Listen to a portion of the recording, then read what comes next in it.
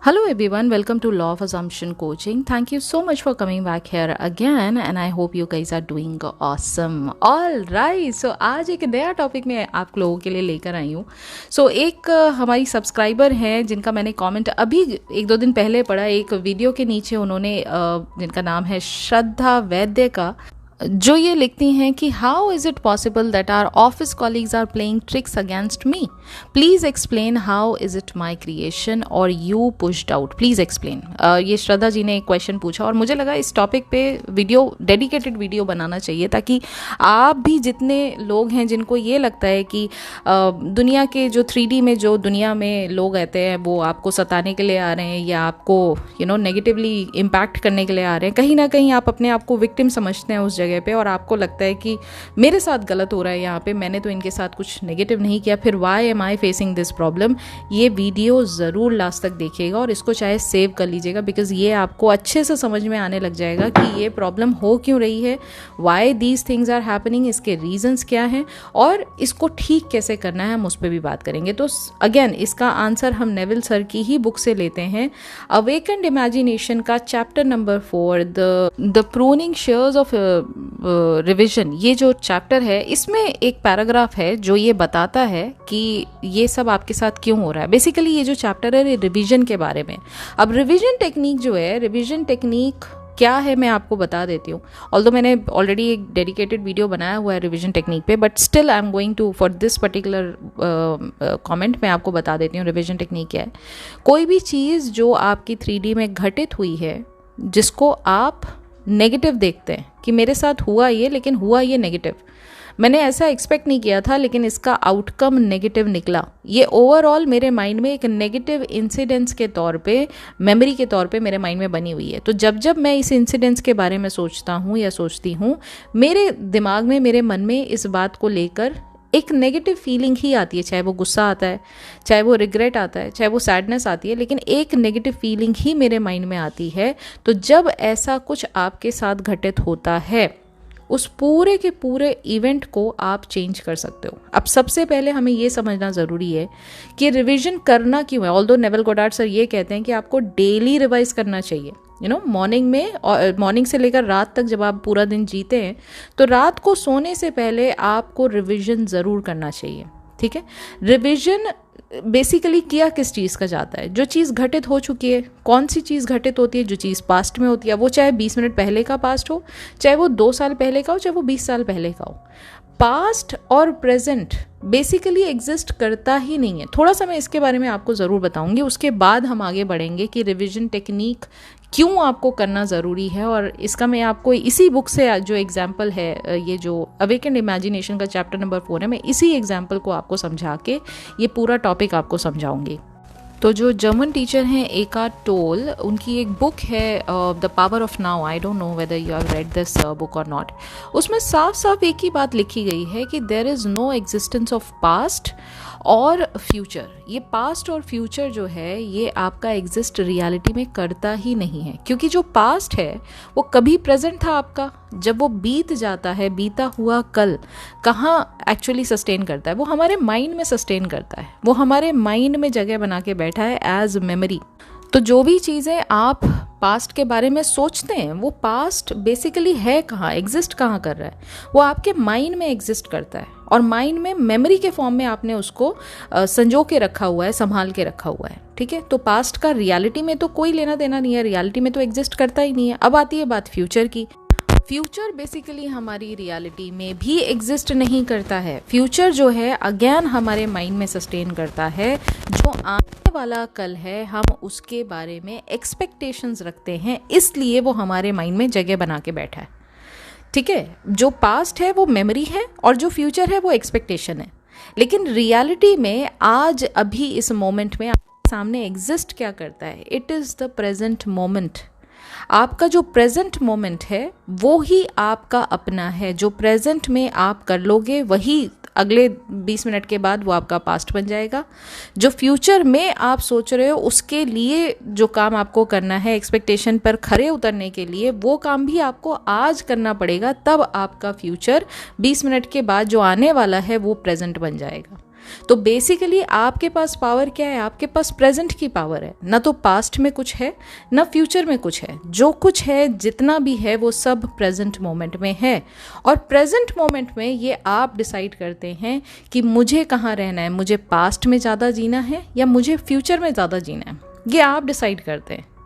ठीक है, तो ये मैंने आपको एक बैकग्राउंड दिया कि रिवीजन कब करना होता है। रिवीजन का मतलब ये हुआ कि कोई चीज़ जो आपके हिसाब से ठीक नहीं बैठी 3D में, वो चाहे पास्ट की बहुत पुरानी बात हो या रीसेंट में पूरे दिन में। नेविल गोडार्ड सर तो ये कहते हैं कि पूरे दिन को जीने के बाद आप रात को सोने से पहले every day you need to revise your day. जितना ज़्यादा आप अपने दिन को रिवाइज करोगे, कोई भी एपिसोड अगर उसमें होता है दिन का और जो आपके हिसाब से ठीक नहीं बैठा है, जब आप उसको डेली रिविजन देते हैं, डेली रिवीजन करते हैं, तो ऑटोमेटिकली आपकी इंटरनल रियलिटी में आपके खुद के प्रति जो भावना है, आपकी खुद के प्रति जो सोच है, जो इमेज आपने खुद के प्रति बना रखी है, वो इमेज में परिवर्तन आने लग जाएगा। आपका सेल्फ कॉन्सेप्ट इंप्रूव होगा, आप अपने आप को ज़्यादा डिजर्विंग मानेंगे, आप अपनी लाइफ में चीज़ों को ज़्यादा ओपन एंड से देखेंगे, आप ज़्यादा ओपन माइंडेड रहेंगे चीज़ों को लेकर।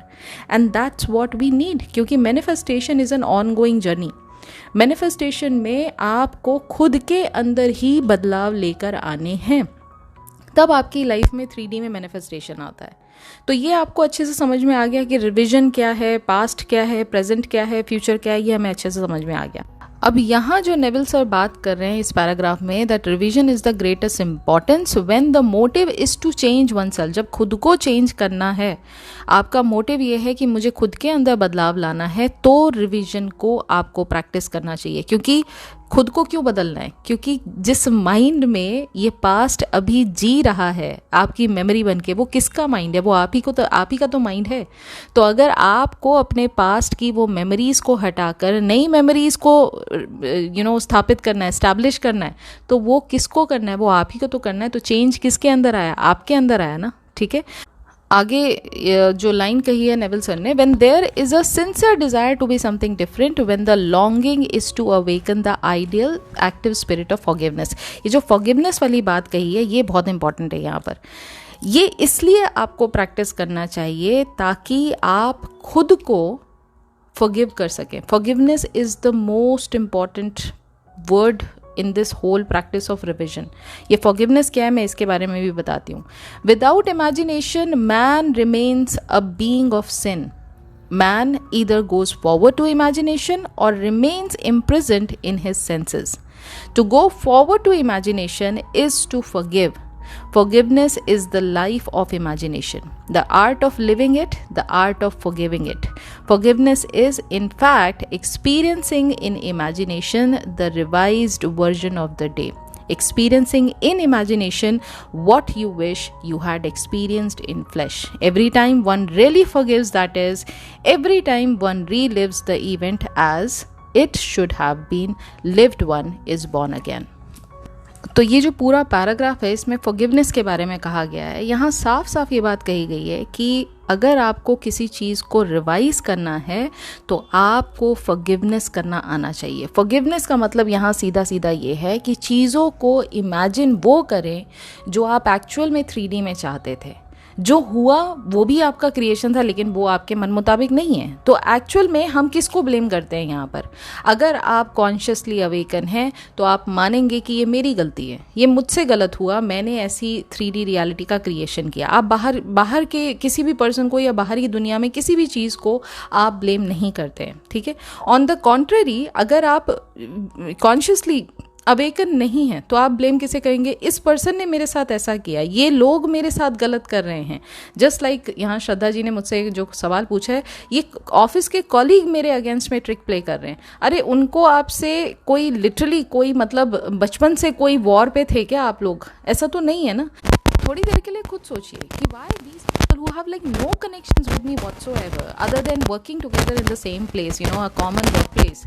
इनका मेरे साथ कोई कनेक्शन नहीं है. Why these people are playing tricks on me? What is it that they are, you know, getting out of it? Other than जो भी आपको लगता है कि ये पॉलिटिक्स में होता है, ऑफिस की ये पॉलिटिक्स होती है तो इसमें ये होता है. There is nothing. जो पर्सन अपने आप में कंप्लीट है, जो पर्सन अपने आप में संपूर्ण महसूस करता है, उसको दुनिया की कोई चीज़ हिला नहीं सकती है. कोई उसके अगेंस्ट में कोई ट्रिक करता रहे, कोई दुनिया का कोई पर्सन कोई कॉन्स्पिरेसी करता रहे, उसको पता है end of the day, if I know I am complete, if I know I am good enough, if I know I am, you know, really best at what I do, everything is absolutely going to fall in my favor. There is nothing outside of me. ठीक है, तो अब बात करते हैं forgiveness की. तो अगर आप कॉन्शियसली अवेकन नहीं हैं तो आप ब्लेम किसको देंगे? तो भी आप सामने वाले को ब्लेम देंगे. Like most of the cases में हम एसपी को ब्लेम देते हैं, उसने मेरे साथ ऐसा किया, उसने मेरे साथ वैसा किया. बट रियलिटी में, और आप रिपीट क्या करते हो माइंड में, हम जो कुछ नेगेटिव हुआ है सिर्फ वही रिपीट करते हैं. कभी सोचो पास्ट के बारे में, जिन चीज़ों पर आप बहुत ज़्यादा मेडिटेट करते हो, यानी बहुत ज़्यादा सोचते हो उस चीज़ के बारे में, वो अगर पास्ट से रिलेटेड है और उससे आपको अच्छी फीलिंग नहीं आ रही है, तो आपको क्या फील होता है? आपको गुस्सा फील होता है, आपको फ्रस्ट्रेशन फील होती है, कुछ केसेस में रिग्रेटमेंट महसूस होता है, या कुछ केसेस में सैडनेस महसूस होती है. तो अल्टीमेटली कौन भुगत रहा है इस समय? इस चीज़ को एक्सपीरियंस रीलिव करने के बाद पास्ट को एक्चुअल में सफ़र कौन कर रहा है? It is you, nobody else. And when we know this thing for a fact, जब हम मैनिफेस्टेशन की जर्नी में हम चीज़ों को सीख चुके हैं कि हर एक चीज़ हमारा ही क्रिएशन है, तो अल्टीमेटली ब्लेम किसके ऊपर आता है? ब्लेम भी हमारे ऊपर आता है. तो फॉरगिव किसको करना है? फॉरगिव अपने आप को करना है.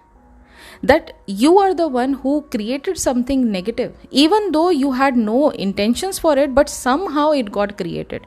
And since it got created, you were the one who faced it in the 3D. तो ultimately सफ़र किसको करना पड़ा 3D में? आपको सफ़र करना पड़ा. But when you are now aware of this fact कि it was your creation, who is to be changed? It is you. जो चेंजेस करने हैं वो किसको करने हैं? आपको ही तो अपने अंदर करने हैं.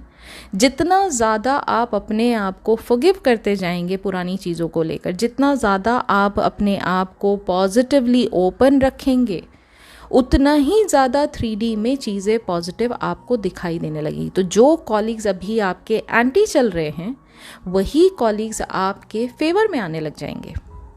ओके, दिस इज़ वन, ये तो मैं स्टोरी अभी बाद में आपको बताऊंगी. दिस इज़ वन स्टोरी जो नेवल गोडार्ड सर ने एक गर्ल के बारे में बताई थी. अगेन उनकी एक फ्रेंड थी, उन्होंने उनको ये सक्सेस स्टोरी भेजा था, और she was absolutely in, you know, great trauma, क्योंकि उस लड़की की उसके बॉस के साथ बिल्कुल नहीं बनती थी. The boss never appreciated her. Whatever she does in her work, उन्होंने कभी अप्रिशिएट किया ही नहीं उस लड़की को. And she got literally very frustrated. बहुत ज़्यादा फ्रस्ट्रेशन उसको होने लग गया. And she had like no idea what to do, कि मैं जो भी करती हूँ मेरा बॉस मुझे क्रिटिसाइज ही करता है, जब देखो वो मुझे हमेशा नेगेटिव बोलता रहता है. तो she came to Neville Goddard, और वहाँ पर उन्होंने जब ये बात बताई तो उन्होंने कहा, देखो जो तुम रिपीट कर रही हो वो क्या रिपीट कर रही हो, कि मेरा बॉस मुझे पसंद नहीं करता, मेरा बॉस हमेशा मुझे क्रिटिसाइज ही करता रहता है, मेरे बॉस को मैं कुछ भी करके दे दूँ वो कभी उस चीज़ को खुले दिल से मेरी तारीफ़ नहीं करता, ना मेरे काम का उसको ख्याल है, ना मेरी किसी और चीज़ का वो अप्रिसिएशन करता है. This is what you have been repeating all day long. What ever is happening with your boss in 3D, आप मन में क्या क्या चीज़ रिपीट करें, क्योंकि वही चीज़ तो बार बार पैटर्न वाइज सामने आ रहा है, राइट. तो उन्होंने उसको बताया कि देखो जो तुम माइंड में रिपीट कर रही हो उसको चेंज करना बहुत ज़रूरी है, because your internal reality, internal consciousness is the cause of your external reality. तो इंटरनल रियलिटी में उन्होंने कहा, revise this thing. Every time you are thinking about your boss, think as if he is appreciating you. Think as if this person is, मतलब बिल्कुल आपको 1000% वो support कर रहे हैं आपके वर्क प्लेस में, और आपके हर एक काम की उतनी ही डिजर्विंग तारीफ कर रहे हैं जितना आप उनसे एक्सपेक्ट करते हैं. And when she started revising the whole situation, revising the internal story, जब उन्होंने अपने मन में उस चीज़ को रिवाइज करना स्टार्ट किया, the external changes automatically started happening. क्योंकि अब उनके बॉस के अंदर he is also your reflection, right. तो जो आप अपने प्रति, अपने मन में, अपने विचारों में जो अपने इमेज को क्रिएट करते हैं, उसी चीज़ का तो रिफ्लेक्शन आपके सामने वाला पर्सन जो है वो दे रहा होता है। वो चाहे बॉसेस के फॉर्म में हो, चाहे एसपी के फॉर्म में हो, चाहे बेसिकली किसी भी रिलेशनशिप के फॉर्म में हो, वो आप ही को तो उसका रिफ्लेक्शन दे रहे हैं। तो अगर आपकी इमेज में प्रॉब्लम है, सेल्फ इमेज में प्रॉब्लम है, सेल्फ कॉन्सेप्ट में प्रॉब्लम है, सेल्फ लव में प्रॉब्लम है, ऑटोमेटिकली द अदर पर्सन जो आपके सामने बैठे हैं, they are never ever going to support you, क्योंकि आपने अपने खुद के लिए दिमाग में ये चीज़ बना के रखी हुई है ना। इसलिए रिविजन करना बहुत ज़रूरी है। रिवाइज उन चीज़ों को करना जो आप एक्चुअली चाहते थे 3D में, लेकिन वो हुआ नहीं। तो उस नेगेटिव मेमोरी को पॉजिटिव इंस्टेंसेस से, पॉजिटिव इवेंट से आप उस पूरी की पूरी मेमोरी को चेंज कर सकते हैं अपने माइंड में। ओके, तो यहाँ तक आपको समझ में आ गया कि रिवीजन करना क्यों ज़रूरी है, और रिवीजन में पास्ट का क्या रोल है, हमारी मेमोरीज़ का क्या रोल है, हमें खुद को फॉरगिव करना क्यों ज़रूरी है, हमें ये समझ में आ गया। ठीक है, अब यहाँ पर एक लाइन और लिखी हुई है, freedom and forgiveness are indissolubly linked, not to forgive is to be at war with ourselves, for we are freed according to our capacity to forgive. देखिए, सिंपल सी बात है, अगर आप किसी इमोशन को अपने अंदर रिटेन करके बैठे हुए हैं, किसी भी पुरानी बात को आपने आज तक संजो के रखा हुआ है, चाहे वो कितनी पुरानी बात क्यों ना हो, ठीक है, उसमें नुकसान किसका है? थोड़ी देर के लिए आप सोचिए, एक बार को दिमाग ठंडा करके उसके बाद अपने आप के बारे में सोचिए। जो भी बात आपको डे नाइट सताती है पास्ट से रिलेटेड, उसमें नुकसान किसका है? सबसे ज़्यादा नुकसान आपका है। जिसने किया वो अपनी ज़िंदगी में खुश है। जो सर्कमस्टेंसेस उस समय उस हालात को जन्म दे रहे थे, जो सर्कमस्टेंसेस आपके फेवर में नहीं थे, वो सर्कमस्टेंसेस कब के निकल गए हैं। इस प्रेजेंट मोमेंट में आप बढ़िया एक घर में बैठे हैं, मज़े से आप एसी के नीचे बैठ के हवा खा रहे हैं, लेकिन आपका दिमाग आपको शांति नहीं दे रहा है, क्योंकि दिमाग अभी कहाँ मौजूद है? इस प्रेजेंट मोमेंट में नहीं है। दिमाग कहाँ है? दिमाग आपका पास्ट में। और पास्ट की चीज़ों को रिवाइज करके आप अंदर फील क्या कर रहे हैं? आप सिवाय नेगेटिविटी के, सिवाय सफरिंग के और कुछ फील नहीं करते हैं। तो वो जो जितना फिजिकल प्लेजर अभी आपको इस 3D में मिल रहा है, उसका होना ना होना बेकार हो जाता है। तो इसलिए अगर आपको इन चीज़ों से फ्री होना है, मुक्त होना है, तो आपको इस पुरानी चीज़ों को लेट गो करना होगा। और लेट गो कब करता है आदमी? जब इस बात को मानता है कि ये क्रिएशन मेरे द्वारा हुआ था, इस क्रिएशन की गलती मैं एक्सेप्ट करता हूँ या करती हूँ कि मेरे से अननोइंगली ये बात गलती से क्रिएट हो गई, और अब इस चीज़ को मुझे पकड़ के ना बैठ के इसको दिमाग से निकालने के लिए रिवीजन का इस्तेमाल करना चाहिए, ताकि मैं उन चीज़ों को याद करूं जो मैं एक्चुअली उस मोमेंट में महसूस करना चाहता था, बजाय उसके जो नेगेटिव उस समय हुआ। क्योंकि रिवीजन जब मैं अपने मन में उस पर्टिकुलर एपिसोड का करता हूँ अपने माइंड में, तो अब मेरे माइंड में उस बात को लेकर, उस इंसिडेंट्स को लेकर मन में खटास नहीं है, मन में बिटरनेस नहीं है, किसी के प्रति मुझे नेगेटिव फील नहीं हो रहा है। और इस तरह से मैं अपने अंदर की कॉन्शियसनेस को एक्सपैंड करता हूँ, मैं अपने अंदर की वाइजनेस को जगाता हूँ, मैं अपने अंदर की समझदारी को जगाता हूँ, अपने एक्सपेंशन मोड में आ जाता हूँ मैं। इसलिए ये करना बहुत ज़रूरी है। ठीक है, अब इसके आगे का जो लेक्चर है वो क्या कहता है? When a man practices the art of forgiveness, of revision, however factual the scene on which sights then rest, he revises it with an imagination and gazes on one never before witnessed. The magnitude of the change which any act of revision involves makes such change appear wholly improbable to the realist, the unimaginative man. But the radical changes in the fortunes of the prodigal were all produced by a change of heart. Now ये particular line जो है वो ये कहना चाह रही है कि जब जब आप रिविजन प्रैक्टिस करते हैं तो आप आर्ट ऑफ फॉरगिवनेस को प्रैक्टिस करते हैं। तो उससे क्या होता है कि चाहे कितना ही फैक्चुअल सीन जो आपको प्रत्यक्ष दिखाई दे रहा था, बिल्कुल फैक्ट था आपकी निगाह में 3D में, आपके मन में वो चाहे कितना ही जगह बना के वो सीन बैठा क्यों ना हो, जब आप रिवाइज करते हैं अपनी इमेजिनेशन का इस्तेमाल करके और उस सीन को ज़्यादा प्रेफरेंस देते हैं जो आपने अभी विटनेस नहीं किया है 3D में, लेकिन आपकी इमेजिनेशन में वो जागृत है, जो एंड सीन आप अपने लिए डिसाइड करते हैं उसका मैग्नीट्यूड, यानी कितने लेवल पे आप उस एंड सीन की इंटेंसिटी को फील करते हैं, जो आप बदले में चाहते थे। मतलब एसपी ने आपको रिजेक्ट कर दिया, ये एक एंड सीन आपने फेस किया है 3D में, लेकिन आप चाहते क्या थे? एसपी आपको एक्सेप्ट करे, राइट? अब एक्सेप्टेंस का जो इमेजिनेशन आप उस सीन में देख रहे हैं ना, उसको इतने इंटेंसिटी के साथ आप महसूस करें कि वो जो पूरा का पूरा सीन है वो बिल्कुल आपके माइंड से वाइप आउट हो जाए, और अब आप इस नए सीन को जो आपने खुद अपने माइंड में डिसाइड किया है ना, इसको बहुत ज़्यादा इंजॉय कर रहे हैं और इसी को फैक्ट मान रहे हैं। जब आप ऐसा करते हैं तो चाहे कितना ही इम्पॉसिबल सीन क्यों ना हो जो 3D में आपके सामने प्रेजेंट होके आया, वो खुद चेंज हो जाता है, क्योंकि ये आपके चेंज ऑफ हार्ट का नतीजा है जो 3D में दिखाई दे रहा है। ये बात बहुत इंपॉर्टेंट है, ये बहुत समझने वाली बात है। अगर रिवीजन किसी को अच्छे से करना है, ये चीज़ आपको बहुत अच्छे से समझने की ज़रूरत है, ठीक है। अब इसके बाद जो एक स्टोरी है, मैं स्टोरी पढ़ के नहीं बताऊंगी, बहुत लंबी स्टोरी है, लेकिन मैं आपको वैसे बता देती हूँ इसके बाद जो स्टोरी का एग्जाम्पल दिया है यहाँ सर ने। Here is the way an artist friend forgave herself and was set free from pain, annoyance and unfriendliness. तो एक इनकी जो फ्रेंड थी वो आर्टिस्ट थी, तो वो किसी क्लास में पढ़ने जाया करती थी या पढ़ाने जाया करती थी। तो वहाँ पर क्या हुआ कि एक दिन वो गई और वहाँ पर बहुत सारी जो चेयर्स थीं, उन्होंने देखा कि रूम में जो क्लीनर आया था उसने सारी की सारी चेयर्स को उठा के डेस्क के ऊपर रख दिया। अब वो जब ये देखती हैं तो उनको लगता है कि ये वापस क्यों नहीं लगाया इसने, बिल्कुल केयरलेस बंदा है, अब सब लोग को यहाँ आना है तो अब ये क्या पूरा का पूरा अरेंजमेंट मैं करूँगी। मतलब I am just giving you आपको लेमन में मैं समझा रही हूँ पूरा एपिसोड क्या हुआ था। तो बाकायदा वो क्या करती हैं कि सारी की सारी चेयर्स को वो नीचे लगाना चालू करती हैं, और बाय चांस जब वो नीचे लगा रही थी और फ्रस्ट्रेटेड थी, अंदर से गुस्से में थी कि हाँ ये ऐसा क्यों किया, उसने क्लीन करने के लिए अपना फ़ायदा देखा, चेयर पे लगा दिया, इसको डेस्क पे ऊपर लगा दिया, वापस नहीं रखा इन चेयर्स को, और अभी सारे कलर्स को यहाँ सेटअप करना है, कोई आएगा पढ़ाएगा, कैसे होगा। मतलब इस तरह से वो सोच रही थी और अंदर ही अंदर उस चीज़ को कोस रही थी, उस पर्सन को, जेनिटर को।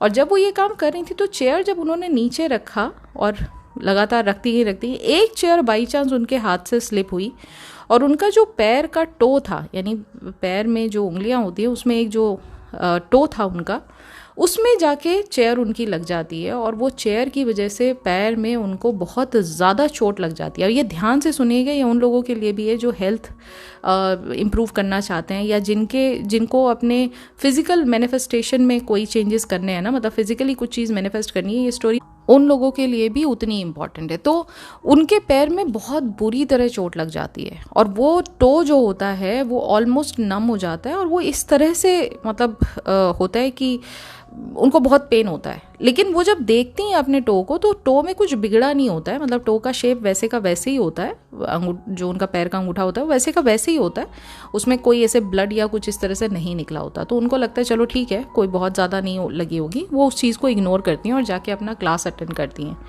बाय द टाइम इवनिंग होती है, वो अपने घर जाती हैं और कोई 3 घंटे तक एक पेंटिंग पर वो काम कर रही होती हैं। वो काम करने के बाद जब बाई चांस उठती हैं तो उनको पैर में इतना पेन होता है कि वो अनबेरेबल पेन हो जाता है उनके लिए, और फिर उनको याद आता है कि ओ माय गॉड, आज तो मेरे पैर में चोट लगी थी। फिर जब वो अपने पैर की कंडीशन देखती हैं तो देखती हैं कि वो बिल्कुल ब्लूइश पर्पल कलर में टर्न हो गया है उनका टो, बिल्कुल एकदम डार्क कलर का जो है, और वो सोलन हो गया, यानी फूल गया है, मतलब बहुत ज़्यादा सूज गया है वो, ठीक है। यानी उस चोट का उनके ऊपर प्रभाव दिखाई देने लग गया था बॉडी पे। अब उनको इतना पेन हो रहा था, उनको समझ नहीं आ रहा था, वो सारी चीज़ें जैसे जो पेंटिंग, जहाँ कलर छोड़े, ब्रश छोड़े, और जहाँ जैसे पेंटिंग था वो छोड़ के उनकी हिम्मत नहीं हुई कि अब वो और कुछ करें। वो जाके सीधे बेड की तरफ बढ़ती हैं और कहती हैं बस अब नहीं हो पाएगा। तो बेड के वो शीट्स को अरेंज करी होती हैं, तब उनके दिमाग में ये बात आती है कि मैंने तो मैनिफेस्टेशन सीखा है, मैंने तो लॉ ऑफ अजम्पशन सीखा है, तो क्यों ना मैं इसको टेस्ट करूं कि ये चीज़ जो रिवीजन मेरे को सिखाया गया था, ये चीज़ मुझे करना भी चाहिए, और उससे क्या इसका रिजल्ट आता है। तो जब वो शीट को अरेंज करती हैं कि भाई उनके पैर में चोट ना लगे उन शीट से बेड के, तो वो जब लेटती हैं, ऑल्दो उनको इतना पेन हो रहा होता है, और बाय एनी चांस वो किसी चीज़ में और दिमाग लगा ही नहीं पाती, क्योंकि बार बार वो पेन उनको इंडिकेट कर रहा होता है, फिजिकल पेन उनको बहुत ज़्यादा हो रहा होता है, विजिबल होता है वो फिजिकल पेन उनकी बॉडी में। लेकिन फिर भी वो अपने आप से पूछती हैं कि भाई क्या चाहते हो फिर। अभी मेरा दिमाग तो मुझे प्रैक्टिकली ये कहता है कि रिवीजन को प्रैक्टिस करना चाहिए। तो उनके अंदर से आवाज़ आती है कि एक काम करो, डेली जो सुबह से लेकर रात तक किया था ना उसको रिवाइज करते हैं, ताकि हमारा इस पेन पर ध्यान ना जाके हम जो डेली एक्टिविटी हमने किया था उस पर अपना माइंड लगाते हैं। तो वो अपना डे स्टार्ट करती हैं, जैसे वो अपना मॉर्निंग में उठी थी तो उन्होंने क्या किया था, तो फिर वो जब रिकॉल करती हैं पूरे डे को रिविजन के तौर पे, तब वो नोटिस करती है कि एक पर्सन उनके घर के पास जो था वो दिखता रहता था उन्हें, जो कि काफ़ी पुराना उनका नेबर था। लेकिन वो नेबर जो था वो कभी बोलता नहीं था किसी भी चीज़ को लेकर, ना हाई करता था ना हेलो करता था, बहुत कम बोलता था। और एक पॉइंट ऐसा आया कि वो नेबर ने उनको हाय हेलो का जवाब देना भी बंद कर दिया, और उस बात को लेकर ना बड़ा ऐसे अपसेट सी रहती थी कि कितना बेकार आदमी है, इसको मतलब ग्रीटिंग करने के लिए भी इसको अगर मैं हेलो बोलती हूँ तो ये पलट के मुझे रिस्पॉन्स नहीं देता है। And she had a very negative like feeling towards this person कि अरे ये तो बेकार पर्सन है, इस टाइप से ना। तो उस पर्सन के प्रति भी उनके मन में नेगेटिविटी थी, और कहीं ना कहीं उनको डिसरिस्पेक्ट भी लग रहा था कि देखो ये पर्सन मुझे कितना डिसरिस्पेक्ट कर रहा है, ठीक है। एट द सेम टाइम जब उन्होंने और ज़्यादा चीज़ों को रिकॉल किया कि मेरे पूरे दिन में क्या हुआ था, तब उन्होंने देखा कि वो जब चेयर्स को सेट कर रही थी वहाँ पर, तो वो जेनिटर को ही बार बार कोस रही थी। आपको याद है मैंने स्टार्टिंग ऑफ द स्टोरी में बताया था कि वो जेनिटर को कोस रही थी। अब क्योंकि वो जेनिटर वाली बात उनको याद आई, तो उनको फिर दोबारा याद आया कि वो अक्सर उस जेनिटर को ना चाहते हुए भी कभी ना कभी किसी और रीज़न की वजह से भी कुछ ना कुछ क्रिटिक उनके लिए बनी रहती थी, हमेशा उनको क्रिटिसाइज़ करती रहती थी, और हमेशा उनको ये लगता था कि मतलब उस पर्सन का काम मुझे करना पड़ रहा है, this is just like way to disrespecting for me, ठीक है। वो अंदर से अपने आप को बहुत ज़्यादा ऐसे उस समय डिसरिस्पेक्टेड फील करती थी, और बहुत ज़्यादा उनको ऐसे पेन होता था कि ये काम मुझे करना पड़ रहा है, such a pain it is, such a pain it is. और अंदर ही अंदर उस चीज़ को वो नेगेटिवली, एक कहता है ना होल्ड करके रखना इमोशन को, वो पाल के रखा हुआ था उन्होंने इमोशन। और तब उनको यह एहसास हुआ कि ये इसी का तो मैनिफेस्टेशन है, क्योंकि मैंने अपने अंदर वो नेगेटिविटी मतलब सजो के रखा हुआ था, उसको होल्ड करके रखा हुआ था, अल्टीमेटली ये उसी चीज़ का तो मैनिफेस्टेशन निकला। तो जो मैं नहीं चाहती थी शुरू से कि ये जेनिटर की वजह से मुझे इतना पेन उठाना पड़ता है, वही पेन तो फिजिकल तौर पे मेरे पास आया। तो इस चीज़ को उन्होंने जब एक्चुअली रियलाइज़ किया, and then she revise the whole thing, अब उनके माइंड में उनको समझ में आया, तो उन्होंने सबसे पहले अपने आप को फॉरगिव किया कि नहीं ये मेरी गलती है जो मैंने उस चीज़ को इतना बढ़ावा दिया, मैंने दूसरे पर्सन को सेपरेट एंटिटी समझा, और मैंने ये सोचा कि ये अल्टीमेटली मुझे पेन दे रहा है, मुझे परेशान कर रहा है, जबकि वो पर्सन भी उनका ही रिफ्लेक्शन है। और जब उनको इस बात का एहसास होता है तो उन्होंने अपने आप को फॉरगिव किया, उन्होंने उस पर्सन को फॉरगिव किया जिसके अगेंस्ट में वो हमेशा नेगेटिव बोला करती थी अपने मन में, और उस चीज़ के साथ साथ उस फ्रेंड को भी जो नेबर में उनके सामने जिस तरह से वो चाहती थी रिस्पॉन्ड करना वो नहीं करता था, तो उसको भी वो कोसती रहती थी, उसको भी फॉरगिव किया और अपने आप को भी फॉरगिव किया उस सिचुएशन में। और तब वो अपने आप को एक बहुत, जैसे होता है ना दिल हल्का हो गया इस चीज़ को फॉरगिवनेस करने के बाद, और तब वो इस अच्छे सोच के साथ कि नहीं एवरीथिंग इज़ फाइन, हर एक पर्सन मुझे रिस्पेक्ट करता है, हर एक पर्सन मुझे प्यार करता है, मेरी हर एक बात को वैल्यू करता है, ऐसा सोच के वो रात को सोई। एंड बाय द टाइम जब वो सुबह मॉर्निंग में उठी तो उनके पैर में सिर्फ एक पिंक कलर का स्पॉट रह गया था, बाकी पूरा पैर उनका ठीक हो गया था। It was completely as if it was a normal toe. उनको कहीं से एहसास ही नहीं हुआ कि कल रात को तो इतनी बड़ी प्रॉब्लम हुई थी मेरे साथ, मेरे को तो उठा भी नहीं जा रहा था, पैर मेरा उठाया भी नहीं जा रहा था। That is the power of revision. तो अगर अब मैं आती हूँ श्रद्धा जी के मैसेज पे कि अगर आपको ऐसा लग रहा है कि आपके कॉलीग्स जो हैं आपको मिसट्रीट कर रहे हैं, आपने इस चीज़ को कैसे अंजाम दिया ये आप अपने आप से पूछिए। What is it that you have been feeling from last couple of days. आप अंदर से अपने आप के प्रति कौन सी कोई तो एक नेगेटिव चीज़ होगी जो आप कहीं ना कहीं अपने अंदर होल्ड करके बैठी हैं, और क्योंकि आप अंदर होल्ड करके बैठी हैं तो उसका फिजिकल मैनिफेस्टेशन इस फॉर्म में आपके सामने आ रहा है that you are feeling restless. आपको ऐसा लग रहा है कि आपको लोग वैल्यू नहीं कर रहे हैं, आपको ऐसा लग रहा है कि आपके अगेंस्ट में लोग कॉन्स्पिरेसी कर रहे हैं, आपको ऐसा लग रहा है that people are not supporting you, people are not loving you. So you need to find that cause. आपको इस समय फील कैसा हो रहा है, और जो चीज़ आपको नेगेटिवली अभी इस पूरे के पूरे एपिसोड में फील हो रही है कि मेरे अगेंस्ट में सब कुछ चल रहा है, you need to change that feeling. First of all accept that it is your creation, ये आपका क्रिएशन है। सेकेंडली इसमें जो क्रिएशन आपने किया है, गलती किसकी हुई? आपकी हुई। तो ब्लेम ना देके दूसरे को, उस चीज़ को एक्सेप्ट करके मूव ऑन करिए, फॉरगिव करिए अपने आप को, एंड माइंड में उसका कंप्लीट ऑपोजिट सीन जो है वो अपने माइंड में बनाइए और उस चीज़ को रिपीट करिए कि your colleagues are absolutely supporting you in all ups and downs of your life, not only in the office but even outside office. They are going some extra mile to support you. Are you understanding? तो ये चीज़ आपके mind में जब revision के तौर पे start हो जाएगी, एक जन्म लेना उसने स्टार्ट कर दिया और उसके बाद वो धीरे धीरे आपका एक नेचुरल थॉट बन जाएगा, तो बाहरी दुनिया भी आपको हर हाल में सपोर्ट करेगी ही करेगी. You are revising not only one incident but you are revising the feeling of yours towards them and your feelings about yourself. तो आप दोनों चीज़ों को रिवाइज कर रहे हो. तो मैंने कहा ना, वो जैसे मैंने अभी पढ़ के बताया, चेंज ऑफ हार्ट. आपके अंदर जब बदलाव आएगा, आपका मन बदलेगा खुद को लेकर, उस एपिसोड को लेकर, दुनिया को लेकर, समाज को लेकर, अपने आप को लेकर, अपने वर्क कॉलीग्स को लेकर. जब आपका अंतर मन बदलेगा, जब आपका हार्ट जो है वो बदलेगा, जब फीलिंग आपकी कुछ और होगी, तो बट ऑब्वियसली बात है कि जो 3D है वो भी रिफ्लेक्शन के तौर पे आपको पॉजिटिव ही चीज़ें दिखाएगी. That's the answer to your question. ये मैंने आज बहुत डिटेल में आपको समझाया है.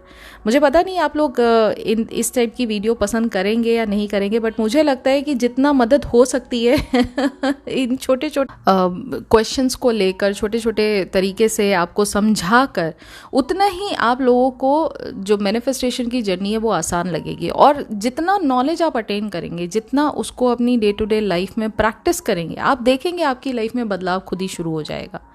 तो मेरा तो मोटिव यही है, इस चैनल को खड़े करने का मोटिव ही यही था. तो that is what I am doing right now, and I hope आज की वीडियो आपको पसंद आई होगी, और पसंद आने के साथ साथ काफ़ी नॉलेजेबल लगी होगी, काफ़ी ज़्यादा डीप इंसाइट्स आपको मिले होंगे कि क्यों हमारी 3D सर्कमस्टांसेस में जो नेगेटिव चीज़ें होती हैं वो होती हैं, तो क्यों होती हैं, उसका कारण क्या है, और अल्टीमेटली अगर उसे ठीक करना है, फिक्स करना है, तो हमें क्या करना चाहिए. तो यही एक मोटिव था इस चीज़ को आपके सामने प्रेजेंट करने का, इसलिए ये इतना डिटेल वीडियो बनाई गई. तो अगर वीडियो पसंद आई है तो वीडियो को लाइक ज़रूर कीजिएगा. ये एफर्ट आपको अच्छा लगा तो वीडियो को लाइक ज़रूर कीजिएगा. साथ ही साथ कमेंट में लिखकर मुझे ज़रूर बताइएगा कि आज की वीडियो से आपने टेक अवे क्या लिया. अगर आप न्यू हैं चैनल पर तो वीडियो के साथ साथ आप चैनल भी सब्सक्राइब कर लीजिए, क्योंकि मैनिफेस्टेशन जर्नी में अगर आपको लगता है ये चैनल आपकी कुछ मदद कर रहा है नेविल गोडार्ड सर की टीचिंग्स को अंडरस्टैंड करने में सरल भाषा में, तो प्लीज़ इसको ज़रूर सब्सक्राइब करिएगा. साथ ही साथ अगर आप इंटरेस्टेड हैं VIP मेंबरशिप ज्वाइन करने के लिए, जहाँ पर नेविल गोडार्ड सर की टीचिंग्स को मैं बहुत डिटेल में वहाँ कवर करती हूँ, हर एक चैप्टर, हर एक बुक का एक एक पैराग्राफ मैं अच्छे से कवर करती हूँ. तो अगर आप इंटरेस्टेड हैं उनकी टीचिंग्स को प्रॉपर लर्न करने में स्टेप बाय स्टेप, तो आप उस चीज़ को ज्वाइन कर सकते हैं. सब्सक्राइब्स के पहले जो ज्वाइन बटन है उसको क्लिक करके आप वहाँ से फर्दर ऑन जो इन्फॉर्मेशन है यूट्यूब आपको देगा, वहाँ से आप ज्वाइन कर सकते हैं. अगर आपने इंस्टाग्राम पे मुझे फॉलो नहीं किया तो इंस्टाग्राम पर भी फॉलो कर लीजिए. Instagram handle is law of assumption coaching. और अगर आप वर्कबुक में इंटरेस्टेड हैं, इंस्टेंट मैनिफेस्टेशन वर्कबुक अगर आपको चाहिए तो डिजिटल फॉर्म में उसी सेम प्राइस में अभी भी अवेलेबल है. अगर आप चाहें तो उस पर गिवन नंबर पे मुझे कॉन्टैक्ट करके उसके बारे में इंक्वायरी कर सकते हैं. और अगर आपने इंस्टाग्राम पे मुझे फॉलो नहीं किया तो इंस्टाग्राम पर भी कर लीजिए. सक्सेस स्टोरी शेयर करनी है तो ईमेल ID ऑलरेडी गिवन है, lawofassumptioncoaching@gmail.com.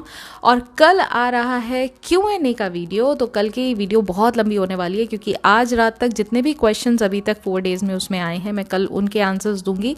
जो रिपीट क्वेश्चंस होंगे उनके नहीं दूंगी. लॉन्ग कमेंट के आंसर्स नहीं मिलेंगे एज पर द इंस्ट्रक्शन. कल की वीडियो बहुत ज़्यादा स्पेशल होने वाली है. प्लस कल है 1 Feb, और जैसा मैंने प्रॉमिस किया था कि मैं 1 Feb को आपको 1-to-1 कोचिंग के बारे में भी डिटेल दूंगी. तो कल ये सारी बातें मैं बहुत डिटेल में आपसे करूंगी. तो कल की वीडियो बहुत खास होने वाली है, और मेरे लिए भी बहुत सारा काम आप लोगों ने छोड़ के रखा है, तो कल की वीडियो का इंतज़ार आपको भी है और मुझे भी बहुत सारा काम करना है. तो ऐसा अपना ख्याल रखिए तब तक. So until we meet again, do take care of yourself and happy manifesting.